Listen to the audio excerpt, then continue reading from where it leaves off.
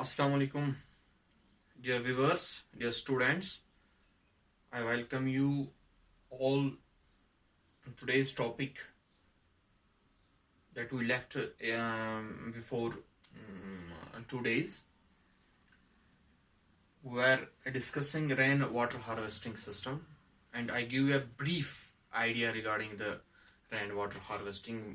कि rainwater harvesting हम किसे कहते हैं, तो उसी टॉपिक को हम आगे ले जाने की कोशिश करेंगे, इसको कंप्लीट करने की हम आज कोशिश करेंगे।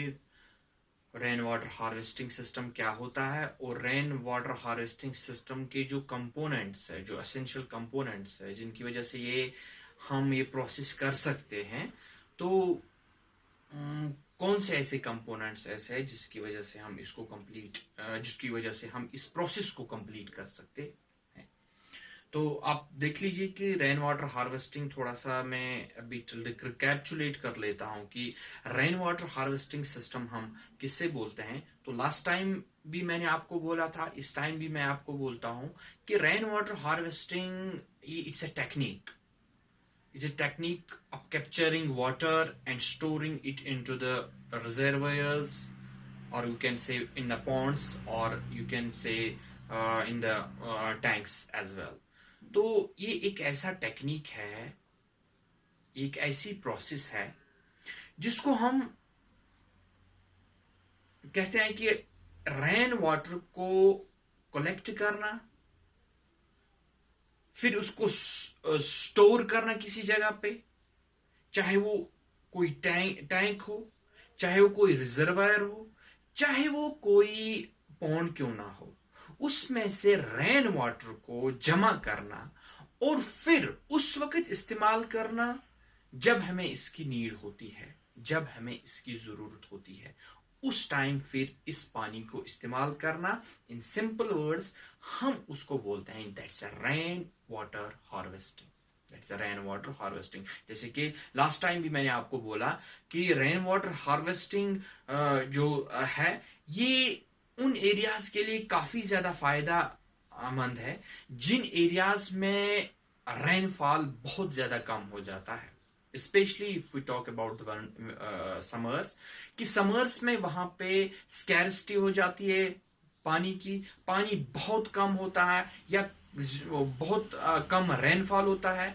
हमारे वाटर बॉडीज जो होती है, चाहे सरफेस वाटर हो, चाहे ग्राउंड वाटर हो, या प्रेसिपिटेशन जितनी भी होती है वो कम हो जाती है और हमारा सरफेस वाटर जो है ना वो ड्राई अप हो जाता है, जिसकी वजह से हमारा पूरा जो एग्रीकल्चर सेक्टर हम कहेंगे वो भी बैठ जाता है और हमारा जो डोमेस्टिक पर्पस के लिए जो पानी इस्तेमाल होता है वो भी हमें फिर मैसर नहीं होता है। तो इसके लिए एक बहुत अच्छी टेक्निक दी गई है। इवन अगर किसी जगह पे रेनफॉल हो भी जाता है, नॉर्मली हो भी जाता है, अगर वो भी रखेंगे तो क्या पता है कि कब जरूरत पड़ जाए, क्या पता है कि कब ड्राई सीजन आ जाए, कब क्या पता कब बारिशें ना हो, कब ज्यादा धूप हो, फिर टेम्परेचर बढ़ जाता है और हमारे वाटर बॉडीज जो होती है वो ड्राई अप हो जाती है। हो सकता है ये हर एक के लिए, स्पेशली अगर हर एक करेगा तो वो भी काफी ज्यादा बेहतर है, हमारे वाटर रिसोर्सेज के ऊपर ज्यादा प्रेशर नहीं पड़ेगा। फिर अगर नहीं भी करते हैं तो मगर उन एरियाज के लिए लाजमी बन जाता है, उन एरियाज के लिए ये मैंडेटरी बन जाता है जहां पे समर्स में वाटर की कमी हो जाती है, उनको इनके ऊपर अमल करनी चाहिए। ये सिस्टम जो है, ये टेक्निक जो है, इसको अप्लाई करना चाहिए और ऐसे ही करना चाहिए ताकि वो जो उनके लिए डोमेस्टिक पर्पस के लिए जो पानी फिर समर्स में कमी पड़ जाती है, एटलीस्ट वो कमी ना हो जाए, एटलीस्ट उनकी जो ड्रिंकिंग वाटर फैसिलिटी है, या हम कहेंगे जो घर में फूड बनाने के लिए इस्तेमाल हो जाता है, या बहुत सारी चीजों में घरों में इस्तेमाल हो जाता है, वॉशिंग के लिए, बाथिंग के लिए, बाकी पर्पज के लिए, एटलीस्ट वो हमारा सफर ना हो जाए। अगर एक साइड हमारा नुकसान हो जाता है, हमारा एग्रीकल्चर साइड जो है वो उसमें नुकसान हो जाता है, तो एटलीस्ट कम से कम हम बच सकते हैं, हम सरवाइव कर सकते हैं अगर हम इस टेक्निक को अप्लाई करेंगे। और खासकर उन एरियाज की बात हम करेंगे जिन एरियाज में वाटर की स्कैरिसिटी होती है, तो उनको अपनाना चाहिए। तो लास्ट टाइम भी आपको मैंने बोला था कि rain water harvesting is a technique of capturing and storing rainwater into the reservoirs, ponds tanks extra for later use. Simply फिर से मैं बोल लेता हूं कि rain water, specially rain water को, जो बारिशें होती है उस बारिश को किसी रिसीव करना, उसको कलेक्ट करना, फिर किसी जगह पे उसको स्टोर करना और बाद में स्टोर करके उस टाइम पे इस्तेमाल करना जब उसकी नीड होती है, जब हमें पानी की किल्लत होती है, जब डेफिशिएंसी ऑफ वाटर होती है, तो उस टाइम उसको इस्तेमाल करना, simply called it as a rain water harvesting. So ये rain water harvesting है. लास्ट टाइम भी मैंने आपको बोला, इस टाइम भी बोला. होप कि आपको ये रेन वाटर हार्वेस्टिंग समझ आया होगा कि रेन वाटर हार्वेस्टिंग हम किसे कहते हैं.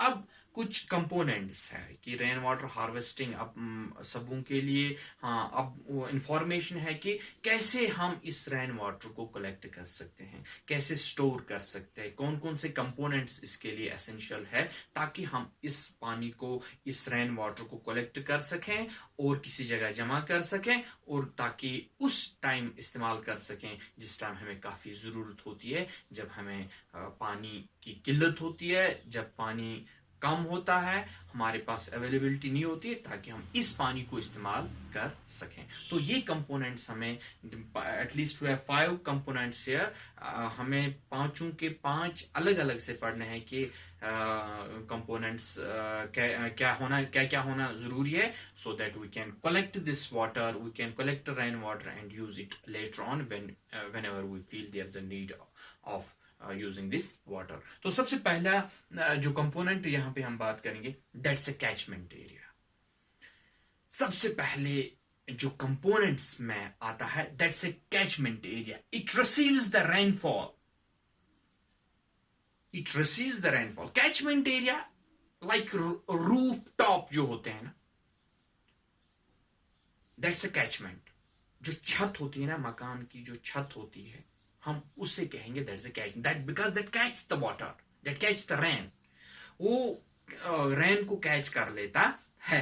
और यहां पे मैंडेटरी बन जाता है कि that roof top should be hard.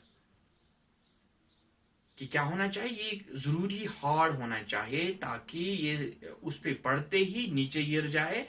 और फिर क्या हमें करना है वो हम दूसरे स्टेप में पढ़ेंगे. सबसे पहला जो पॉइंट है यहाँ पे कि कैचमेंट होना चाहिए, हमारे पास छत होनी चाहिए. जो छत मकान के ऊपर है, दैट्स मैंडेटरी, दैट्स नेसेसरी. सबसे पहला वही, अगर वो हमारे पास है तब हम आगे उसको स्टोर कर सकते हैं. अगर हमारे पास छत नहीं है तो हम वाटर को स्टोर या रेन वाटर को स्टोर नहीं कर सकते हैं. तो इसलिए ये मैंडेटरी बन जाता है कि आपके पास कैचमेंट एरिया होना चाहिए. कैचमेंट का काम क्या है, that receives water and that should be hard. If you don't have the hard surface you can not collect the rain water. ठीक है. तो कैचमेंट का सबसे पहला काम यही होता है कि वो रिसीव कर लेता है, उसके ऊपर बारिश पड़ती है और उसको स्ट्राइक होते ही वो पानी नीचे जाता है. और फिर क्या करना है हमें, ये हमें दूसरा स्टेप हमें बोलेगा. मीन्स कि यहाँ पे सबसे पहला हमें काम यही करना है कि कैचमेंट्स यहाँ पे जरूरी होने चाहिए. मीन्स कि रूफ टॉप्स यहाँ पे जरूरी होने चाहिए. तो ये रूफ टॉप की हम बात करते हैं, catchment. And number second is a curve smash. Curve smash is the second thing. दूसरा कंपोनेंट है, तो इसको भी हम डिस्कस कर लेंगे. तो मुझे लगता है कि ज्यादा लंबा हो गया आज के लिए, फिलहाल इतना ही.